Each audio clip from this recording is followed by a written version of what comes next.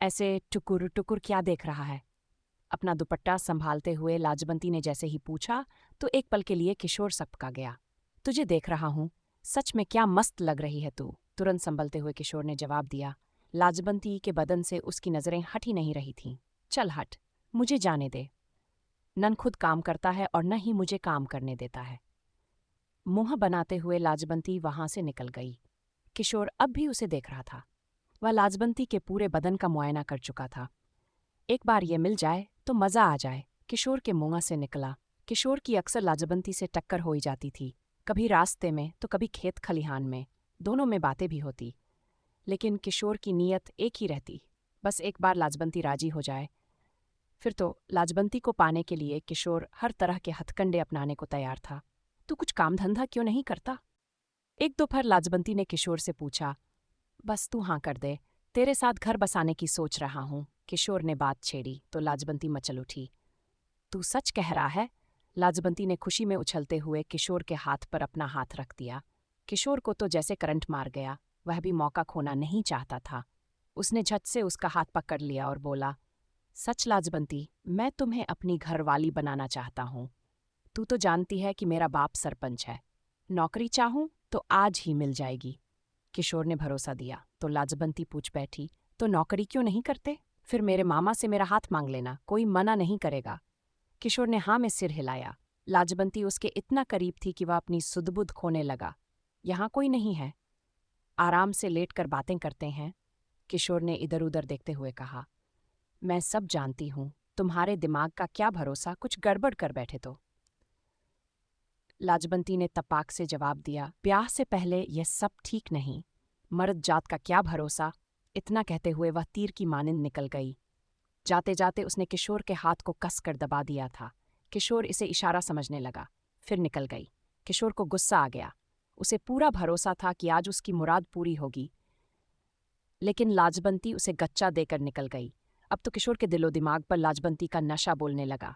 कभी उसका कसा हुआ बदन तो कभी उसकी हंसी उसे पागल किए जा रही थी। वैसे तो वह सपने में कई बार लाजबंती को पा चुका था, लेकिन हकीकत में उसकी यह हसरत अभी बाकी थी।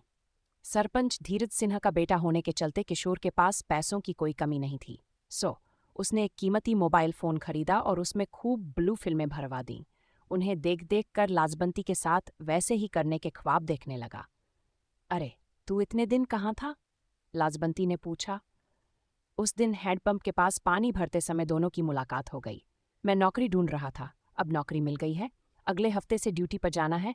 किशोर ने कुछ सोचकर कहा, अब तो ब्याह के लिए हाँ कर दे। वाह वाह! नौकरी की बात सुनते ही लाजबंती उससे लिपट गई। किशोर की भावनाएं उफान मारने लगीं। उसने तुरंत उसे अपनी बाहों में भर लिया। हाँ कर दे, और कितना तरस आएगी? किशोर ने उसकी आंखों में आंखें डालकर पूछा। तू गले में माला डाल दे, मांग भर दे, फिर जो चाहे करना। किशोर उसे मनाने की जीतोड़ कोशिश करने लगा। अरे वाह, इतना बड़ा मोबाइल फोन! मोबाइल फोन पर नजर पड़ते ही लाजबंती के मुंह से निकला, क्या इसमें सिनेमा है, गाने वाने हैं? बहुत सिनेमा है। तू देखेगी तो चल उस चौंपड़े में चलते हैं। जितना सिनेमा देखना है देख लेना। किशोर लाजबंती के मांसल बदन को देखते हुए बोला तो वह उसके काले मन के इरादे नहीं भांप सकी। लाजबंती राजी हो गई। किशोर ने पहले तो उसे कुछ हिंदी फिल्मों के गाने दिखाए, फिर अपने मंसूबों को पूरा करने के लिए ब्लू फिल्में दिखाने लगा। ये कितनी गंदी फिल्में हैं, मुझे नहीं देखनी। लाजबंती मुंह फेरते हुए बोली। अरे सुन तो, अब अपने मर्द से क्या शर्माना। मैं तुमसे शादी करूंगा तो ये सब तो करना ही होगा ना, नहीं तो हमारे बच्चे कैसे होंगे? उसे अपनी बाजुओं में भरते हुए किशोर बोला। वह तो ठीक है, लेकिन शादी करोगे न? नहीं तो मामा मेरी चमड़ी उतार देगा। नरम पड़ते हुए लाजबंती बोली। मैं कसम खाता हूं, अब जल्दी से घरवाली की तरह बन जा और चुपचाप सब कुछ उतार कर लेट जा। इतना कहते हुए किशोर अपनी शर्ट के बटन खोलने लगा।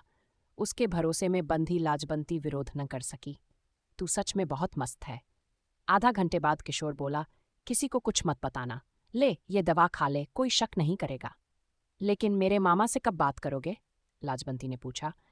तो किशोर की आंखें गुस्से से लाल हो गईं। देख, मजा मत खराब कर, मुझे एक बार चाहिए था, अब ये सब भूल जा। तेरा रास्ता अलग, मेरा अलग। जाते जाते किशोर ने कहा तो लाजबंती पर जैसे बिजली टूट गई। अब लाजबंती गुमसुम सी रहने लगी। किसी बात में उसका मन ही नहीं लगता। अरे तेरे कपड़े पर ये खून के दाग कैसे? एक दिन मामी ने पूछा तो लाजबंती को जैसे सांप सूंघ गया। पिछले हफ्ते ही तेरा मासिक हुआ था। फिर लाजबंती फूट फूट कर रोने लगी। सारी बातें सुनकर मामी का चेहरा सफ़ेद पड़ गया। बात सरपंच धीरज सिन्हा के पास पहुंची। पंचायत बैठी। धीरज सिन्हा के कड़क तेवर को सभी जानते थे। उसके लिए किसी को उठवाना कोई बड़ी बात नहीं थी। तो तुम्हारा कहना है कि किशोर ने तुम्हारे साथ जबरदस्ती की है? सरपंच के आदमी ने लाजबंती से पूछा। नहीं, किशोर ने कहा था कि वह मुझसे ब्याह करेगा, इसलिए पहले। नहीं नहीं, मैंने ऐसा कोई वादा नहीं किया था। किशोर ने बीच में टोका। ये झूठ बोल रही है। मैं भी तुमसे शादी करूंगा तो क्या तू मेरे साथ भी सोएगी? एक मोटे से आदमी ने चुटकी ली। तू है ही धंधे वाली।